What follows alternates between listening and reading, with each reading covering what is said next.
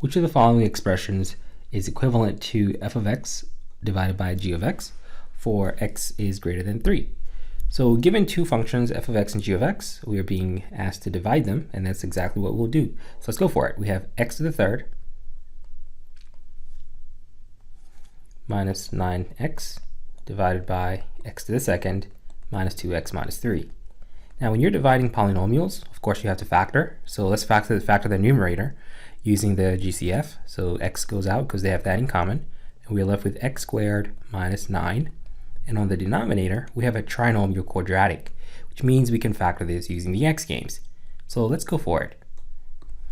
Create the x games. We know that we need product, which is a times c, and we need sum, which is the b value.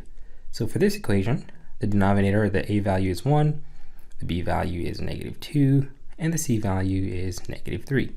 So a times c will be negative 3, and the b value is negative 2. We ask ourselves, which two numbers do we multiply to get negative 3? Then when we add those two numbers together, we get a negative 2.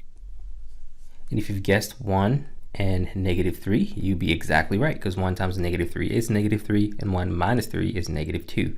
So that means our denominator is going to be x plus 1, quantity x minus 3. Now, when you glance at the top, this numerator right here, you'll see that we haven't quite finished factoring yet, because x squared minus 9 is what we call the difference of two squares, and it can be factored further. So let's go for that. It's going to be x plus 3 and x minus 3. And then you're going to divide both of these by x plus 1 and x minus 3. And now we're just going to cross out whatever crosses out. X minus 3 and the x minus 3 cancel. So what's left is x quantity x plus 3 divided by x plus 1, which happens to be d.